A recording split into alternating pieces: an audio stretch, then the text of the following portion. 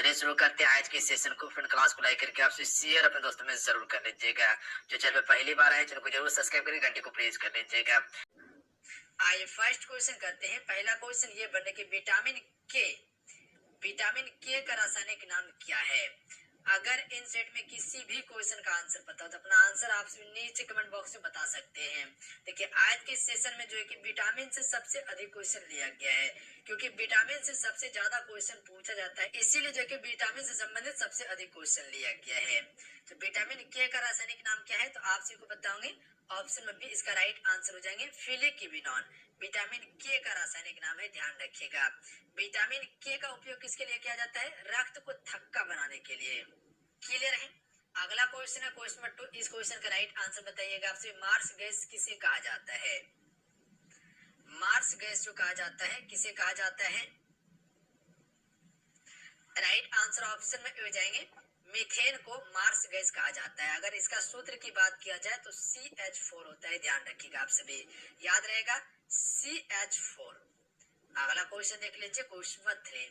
भारी जल का रासायनिक नाम क्या है फ्रेंड। भारी जल का रासायनिक नाम क्या है, ड्यूटेरियम ऑक्साइड। ध्यान रखिएगा आप सभी। ऑप्शन में सी राइट आंसर रहेंगे। इसका रासायनिक सूत्र क्या होता है, D2O होता है, ध्यान रखिएगा आप सभी। ऑप्शन में सी करेक्ट आंसर रहेंगे। देखिए फ्रेंड आपसे वीडियो को लाइक जरूर कीजिएगा, आपका एक लाइक हमें मोटिवेट कराता है। और जो चैनल पे पहली बार है चैनल को जरूर सब्सक्राइब कर लीजिएगा।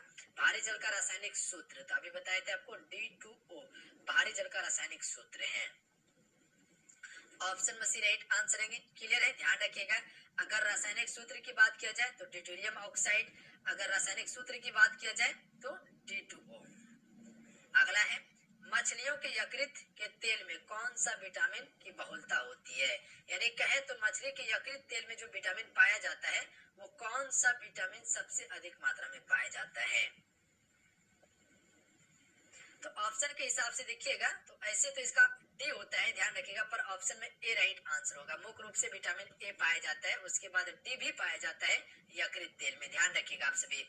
ऑप्शन में ए राइट आंसर है। विटामिन ए का रासायनिक नाम क्या है, रेटिनॉल। ध्यान रखिएगा आप सभी, क्या है, रेटिनॉल। विटामिन बी का रासायनिक नाम थायामीन। विटामिन सी का एस्कॉर्बिक एसिड। और विटामिन डी का रासायनिक नाम क्या है, कैल्सिफेरॉल है। याद रहेगा आप सभी को। अगला है कौन सा विटामिन गर्म करने पर नष्ट हो जाता है।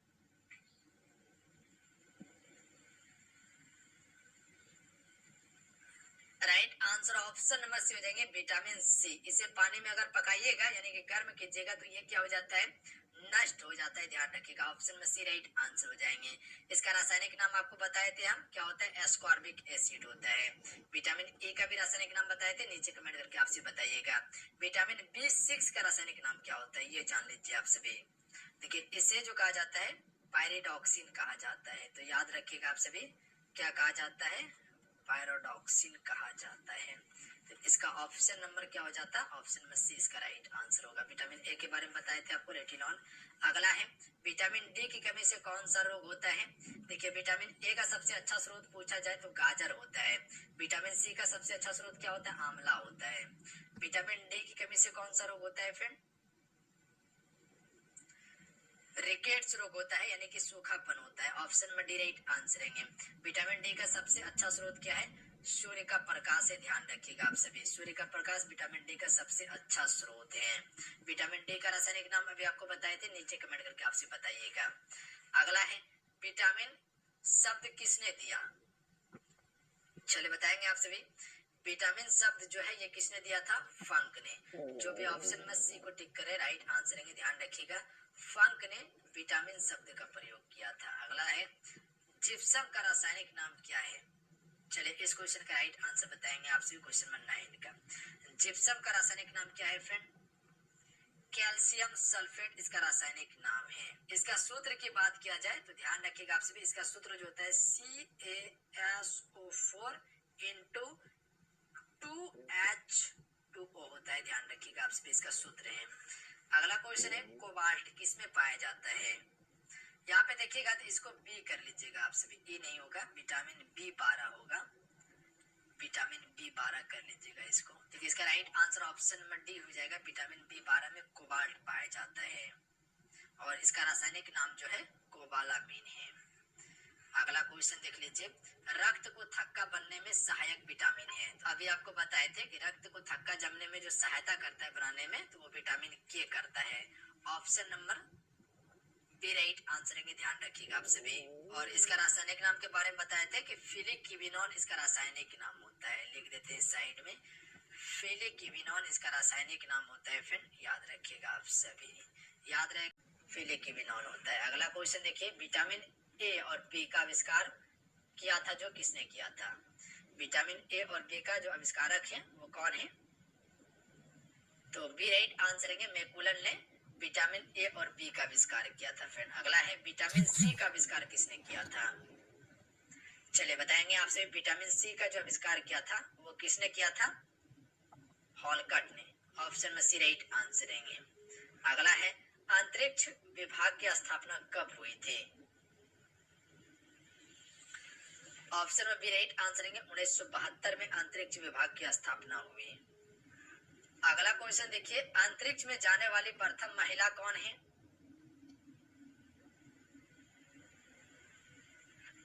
सी राइट आंसर है, वेलेंतीना तेरेस्कोवा अंतरिक्ष में जाने वाली प्रथम महिला थी। ध्यान रखिएगा आप सभी, ऑप्शन में सी करेक्ट आंसर है। अगला है, सोडियम का प्रतीक क्या है? सोडियम का प्रतीक जो है वो क्या है? Na। ध्यान रखिएगा, Na सोडियम का प्रतीक है। अगला है, AU, AG, CU तथा Fe में सबसे अधिक तन्य कौन सा है? ए राइट आंसर है AU। ध्यान रखिएगा आप सभी, यानी कि AU को क्या कहा जाता है? सोना कहा जाता है इससे, ये सबसे तन्य होता है। AG क्या है? AG क्या है? चांदी है। ध्यान रखिएगा आप सभी। उसके बाद CU क्या है? कॉपर है। और Fe क्या है? आयरन है। ये CU कॉपर, Fe आयरन है। ध्यान रखिएगा आप सभी। अगला है, 18 कैरेट में कितना प्रतिशत शुद्ध सोना पाया जाता है? 18 कैरेट में कितना प्रतिशत शुद्ध सोना पाया जाता है? ध्यान रखिएगा आप सभी, 75% शुद्ध सोना पाया जाता है 18 कैरेट में। अगला है, डायनामाइट में मुख्य रूप से होता है? तो देखिए, डायनामाइट में मुख्य रूप से जो पाया जाता है, नाइट्रोग्लिसरीन पाया जाता है। ऑप्शन में बी करेक्ट आंसर है, ध्यान रखिएगा आप सभी। अगला क्वेश्चन है, सिंदूर किसे कहते हैं? लाल लेड को हम सभी सिंदूर कहते हैं। ए राइट आंसर है, याद रखिएगा आप सभी। और इसका रासायनिक सूत्र जो होता है HGS होता है, तो याद रखिएगा, ऑप्शन में ए राइट आंसर रहेंगे। अगला क्वेश्चन देखिए, डायलिसिस डैश के उपचार के लिए प्रयोग किया जाता है या अपवहन? तो ये किसके उपचार के लिए प्रयोग किया जाता है? किडनी फेलियर के। ऑप्शन में बी राइट आंसर है, ध्यान रखिएगा। अगला देख लीजिए, इन्वर्टर एक उपकरण है जो डैश में परिवर्तित करता है। इन्वर्टर जो है ये क्या है? एक प्रकार का उपकरण है जो डैश में परिवर्तित करता है। तो ए राइट आंसर है, दृष्टि धारा को प्रत्यावर्ती धारा यानी कि DC को AC में परिवर्तित करता है। ऑप्शन में ए राइट आंसर हो जाएंगे, क्योंकि बैटरी जो होता है वो क्या है? DC है। क्योंकि देखिएगा, इन्वर्टर के नीचे बैटरी का लगा रहता है, क्योंकि चार्ज होता है बैटरी, उसके बाद वो इन्वर्टर क्या करता है? उसको AC में कन्वर्ट कर देता है। तो बैटरी जो होता है वो DC होता है, और उसके बाद इन्वर्टर क्या करता है? उसको कन्वर्ट करके AC में बदल देता है, और उसके बाद फिर घर में लाइट सप्लाई होता है। तो ध्यान रखिएगा आप सभी, ए राइट आंसर है। अगला है, 295 केल्विन का तापमान लगभग डैश के बराबर होता है। तो 295 केल्विन का तापमान जो होता है लगभग कितना होता है? तो इसका राइट आंसर ऑप्शन में डी हो जाएगा, 71.33 डिग्री फ़ारेनहाइट होता है। क्योंकि इसको प्रॉपर सॉल्व करना पड़ेगा, तभी आपका बनेगा ये सवाल। अगला क्वेश्चन देखिए, पोटासियम कार्बोनेट का सामान्य नाम क्या है? पोटासियम कार्बोनेट का, तो इसे पोटास कहा जाता है। ए राइट आंसर हो जाएंगे, पोटासियम कार्बोनेट का सामान्य नाम पोटास है। अगला क्वेश्चन देख लेते हैं, खारे पानी की सांद्रता को मापने के लिए इस्तेमाल किया जाने वाला उपकरण डैश है? तो खारे पानी की सांद्रता को मापने के लिए जो इस्तेमाल करते हैं उपकरण, उसका क्या नाम है? तो इसे हम सभी सेलिनोमीटर कहते हैं।